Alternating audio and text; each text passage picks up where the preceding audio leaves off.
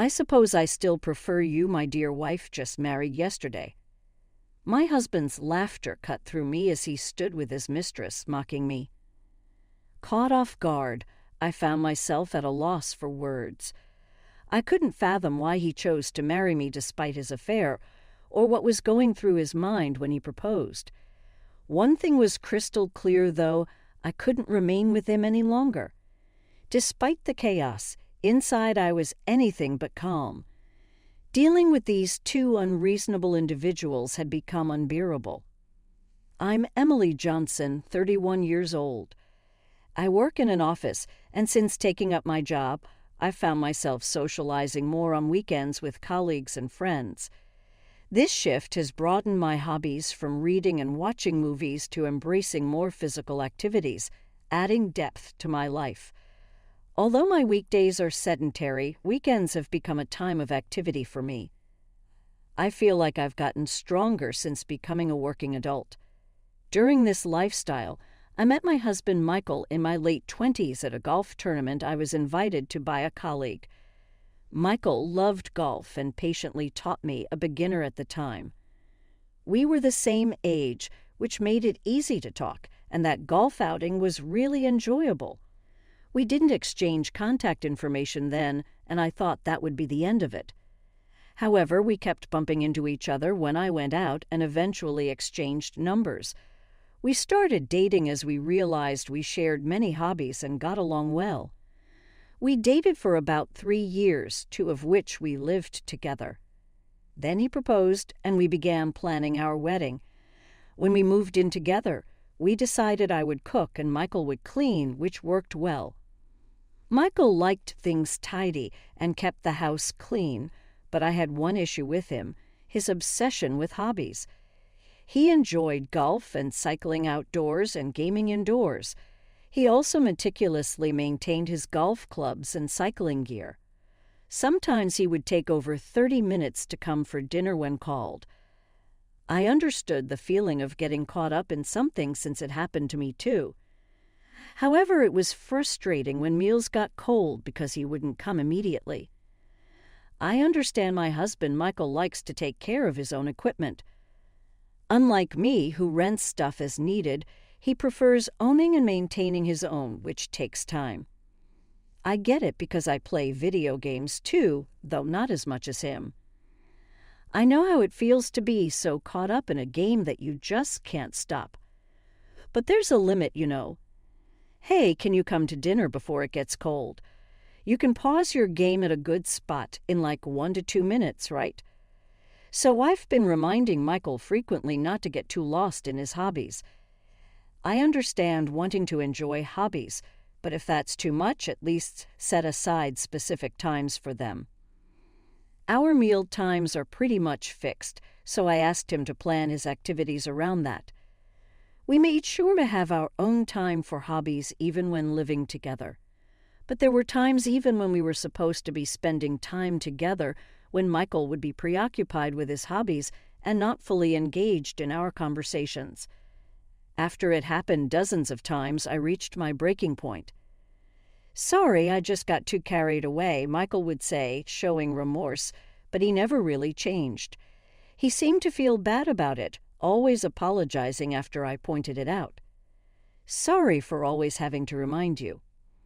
Despite this behavior from Michael, my irritation towards him would deflate.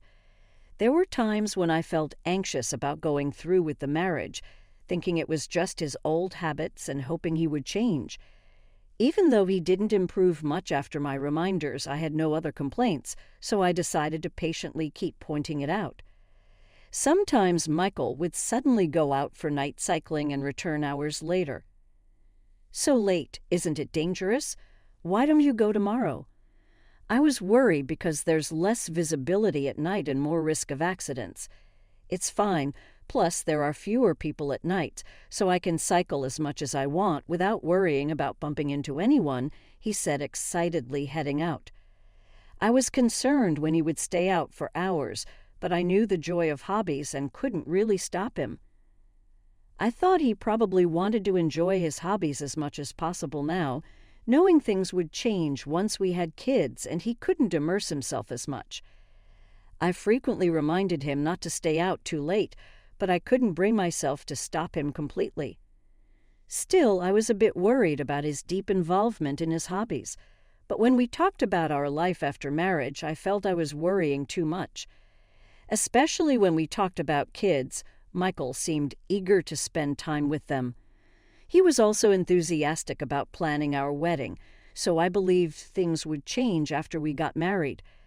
Our wedding preparations went smoothly and we had a big ceremony. After registering our marriage, we were blessed by colleagues, friends, and family, which made me very happy. Since Michael and I met through mutual friends and colleagues, many of our guests already knew our relationship, making the wedding celebration even more joyful. I remember smiling throughout the ceremony, feeling incredibly happy. We planned to go on our honeymoon a few days after the wedding. Though the wedding was fun, it was tiring, so we went to bed early that night, looking forward to our trip. I wondered if I'd be able to sleep with all the excitement, but I was more tired than I thought and fell asleep quickly. However, maybe because of what I was thinking before sleeping, I woke up much earlier than usual the next day. I woke up refreshed, but it was still around 4:00 a.m. I thought about going back to sleep, but then I realized Michael wasn't in bed. Thinking he might have woken up early too, I decided to get up and talk with him. As I left the room to find him, I heard voices in the living room and was curious. I thought he might be on the phone, but as I got closer, I realized it was a woman's voice, not over the phone. That woke me up completely. A strange woman was in our house talking with Michael alone. Realizing this, the happiness I felt just moments ago turned ice cold. Nervous but driven, I burst through the door to see who Michael was with. In the room there was Michael and an unfamiliar woman, both fully dressed early in the morning. The woman with perfect makeup, she was quite beautiful and dressed in an elegant and feminine style. I was confused about why she was in our house, but had a bad feeling about it. "What's going on here?" I asked Michael coldly, surprised and confused. I had hoped it was just my overthinking, but my fears were quickly shattered. In response to my question, my husband Michael replied in a carefree, cheerful tone, saying something unbelievable. I decided to call off our marriage and marry her instead. "I guess I still prefer my ex," he said, chuckling and putting his arm around the woman next to him. "Poor wife," the woman mocked me without any shame, chuckling as she looked down on me. I was dumbfounded. We had just gotten married yesterday, and here he was saying such things. It took me a moment to grasp what he was saying, as it was so casually stated. As I began to comprehend his words, I doubted if this was the same man I had prepared for marriage with just yesterday. Stunned, I stared at Michael, who was behaving as usual. Looking at me, the woman with a demeaning look said, "Kind of feels sorry for the wife, but then a wife who doesn't notice anything is questionable too."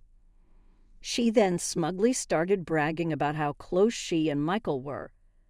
According to her, she was Michael's ex-girlfriend and they had reconnected by chance, leading to an affair that had been going on for a year.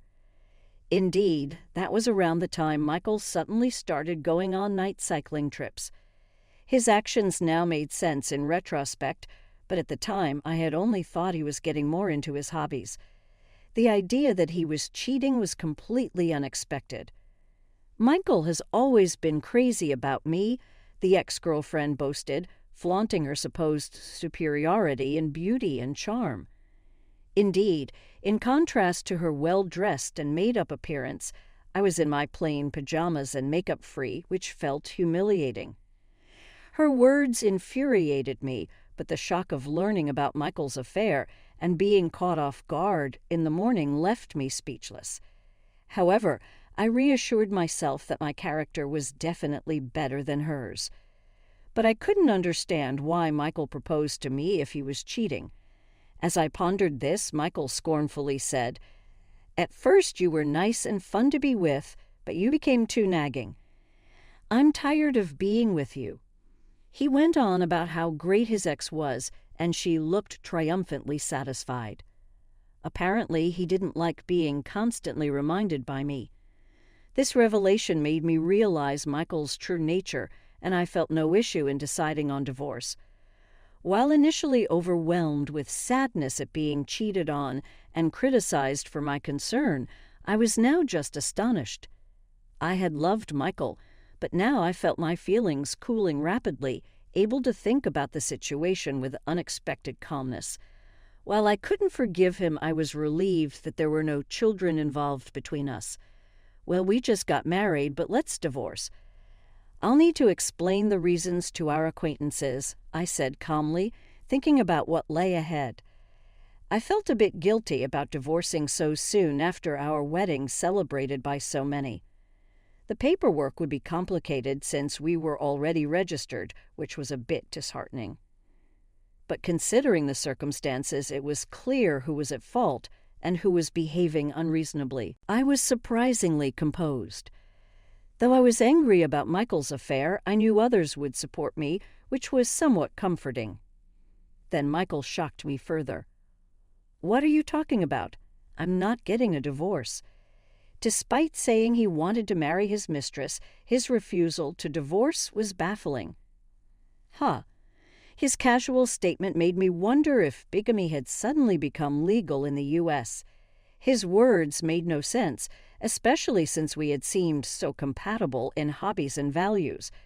As I stood there confused, the two of them started talking as if they had a great idea.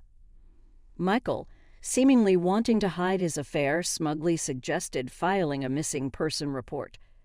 "You know, even if we don't file for divorce, it'll automatically happen after 3 years.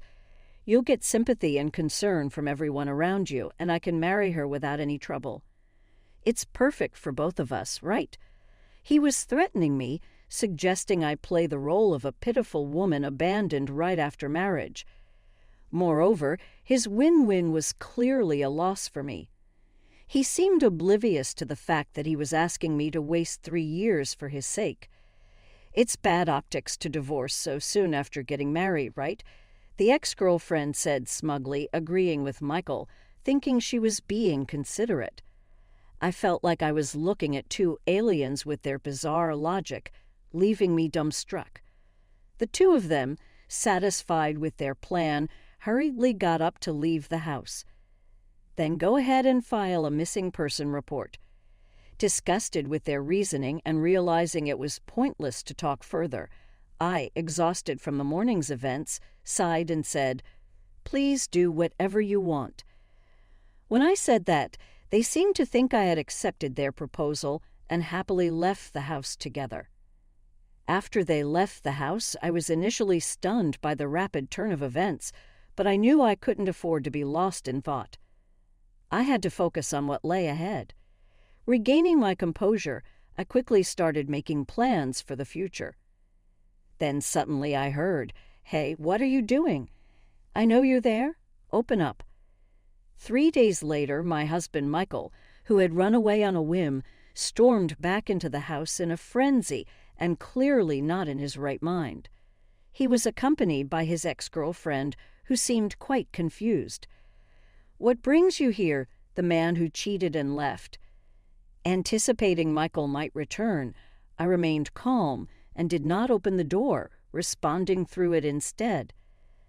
Annoyed by my response, Michael yelled, "Don't mess with me. You haven't sold my stuff, have you?" In fact, after he left, I had gathered all of Michael's belongings, intending to sell them as compensation for his infidelity and disturbance. If he had no intention of returning, I figured it wouldn't be a problem to sell them. I had taken photos of his packed items and emailed him about my intention to sell them. These were items he had treasured, so it was a bit of retaliation for his thoughtless actions. I thought he might not notice since he was planning to go missing, but he quickly responded in a panic, which I ignored. Despite his subsequent emails pleading not to sell, throw away, or asking to have them sent, I felt no obligation to heed the words of a cheating husband. That's why he came to the house in such a frenzy today. Realizing I had no intention of opening the door, Michael, who apparently had a key, entered the house on his own, pushed past me, and immediately began checking and moving out his belongings. Good, everything's here. Relieved to see his gaming console, golf equipment, and mountain bike all intact, Michael was visibly pleased. Some items were quite expensive, worth thousands of dollars, so his joy at finding them all was evident. I was dismayed that he prioritized possessions over everything else, even though he had talked about disappearing. Watching Michael frantically check his belongings, I felt an additional chill toward him. Did you really come back just for these things? I thought. Not the only one feeling this way, as the ex-girlfriend looked at him with a cold gaze. She had not expected Michael to prioritize his belongings over their future together. Although Michael told her to help, she just stood there stunned. Then voices at the open front door caught my attention. "Good morning, Emily. We came to help." "Good morning. Is everything okay?" "Why is the door wide open?" My in-laws had planned to visit today, but Michael and his ex-girlfriend, unaware of this, panicked and tried to hide. But it was too late. Before they could hide, my in-laws entered the house. Seeing my husband Michael, who wasn't supposed to be there, they exclaimed in surprise, "You, what are you doing here? Do you realize what you've done to Emily? You've caused trouble for everyone." I had already informed my family and friends that Michael had cheated and run away. I also reported that he said to file a missing person report. Initially skeptical, my in-laws began to believe it when they couldn't get in touch with their son and learned about his affair. My parents had come yesterday to help with moving preparations, and today it was my in-laws' turn. I had told them I didn't want to live in a house that reminded me of my cheating husband, and they, apologizing for their son's behavior, kindly offered to help. I had always had a good relationship with my in-laws. I often stayed at their house, joining them for their health walks, cooking with my mother-in-law, and playing board games, which was my father-in-law's hobby. They were delighted when Michael and I first visited to announce our marriage. I also reported that he said to file a missing person report. Initially skeptical, my in-laws began to believe it when they couldn't get in touch with their son and learned about his affair. My parents had come yesterday to help with moving preparations, and today it was my in-laws' turn. I had told them I didn't want to live in a house that reminded me of my cheating husband, and they, apologizing for their son's behavior, kindly offered to help. I had always had a good relationship with my in-laws. I often stayed at their house, joining them for their health walks, cooking with my mother-in-law, and playing board games, which was my father-in-law's hobby. They were delighted when Michael and I first visited to announce our marriage. Once, while spending time with them, my mother-in-law let slip why they were so happy about our marriage. It was because of Michael's ex-girlfriend, who had previously been a topic of marriage discussion. She was overly possessive, often storming in on Michael regardless of time or place. Additionally, she was rude to my in-laws, speaking to them disrespectfully. Her bad behavior led my in-laws to oppose the marriage, but it only made the two of them more stubborn about it. So they were trying to go against my in-laws' wishes and get married, but the ex-girlfriend had been overly clingy to Michael from the start, making it uncomfortable for him at work, and eventually he had to change jobs because of her, leading to their breakup. As I listened to my mother-in-law speaking about the ex-girlfriend and her outrageous behavior, I couldn't say much more than nod in agreement. That's why we were so happy when Emily became our daughter-in-law. "Thank you so much," she said sincerely, making me realize how much they must have struggled at the time. Having already heard this from her when Michael ran off with his ex, I knew he was too simple-minded for me to handle, which made it easy for me to decide on the divorce. My in-laws, who had been so happy about our marriage, were understandably furious with their son's disgraceful behavior. Upon finding Michael in the house, They immediately began scolding their irresponsible son, and he, intimidated by their presence, meekly sat down on the floor. Meanwhile, the ex-girlfriend, seeming to have had enough of Michael, tried to sneak out of the house with a pale face. "Where do you think you're going?" I called out loudly as she attempted to escape. "This has nothing to do with me. I'm returning Michael to you," she said in a fluster, trying to leave. But my in-laws caught her and began scolding her alongside Michael. After my in-laws thoroughly reprimanded them, I declared that they would both have to compensate for the affair. I'll be expecting a substantial amount in damages for the affair. Though I was too shocked to say anything when they eloped, I wanted them to fully atone for what they had done. Additionally, my anger towards my husband's attitude and his affair had only grown over these 3 days. I was determined not to be lenient with him anymore. To fulfill this, I stood imposingly before the two of them with a cold voice and announced my demand for alimony. At the word alimony, they seemed quite surprised, as if they hadn't expected it. What? Alimony. Their shock, as if they had never considered it, only fueled. His ex-girlfriend, too, seemed to have little savings and started saying she didn't want to pay. When my in-laws glared at the two of them sharply, they became quiet and looked down, seemingly frightened. To add insult to injury, I told them about the past 3 days. Also, everyone who attended our wedding knows about your affair. Don't expect to live like before. What? No way. At our wedding, there were people from Michael's company and friends from his student days. When they heard about his allotment after the affair, they were very angry, and he had no one on his side. My life is ruined because of you. What are you going to do about it? Then he started lashing out at his ex-girlfriend. What? Blaming me? You were the one who said you wanted to marry me. So they began to argue and blame each other, starting a huge fight. Both quick to blame others when things went south, they were a perfect match in that regard, and their arguments were equally at fault. Nothing good comes from being with you. I shouldn't have gotten involved. That's my line. You've messed up my life. Just a few days ago, these two were close enough to elope, but now, without any remorse, they were angrily blaming each other. Despite being engaged and married to me, Michael chose his ex-girlfriend. There was a problem with her, too, knowing it was an affair yet still dating him. The two of them, always blaming others without reflecting on their actions, seemed to deserve each other. Watching their foolish fight, I could only look on in dismay.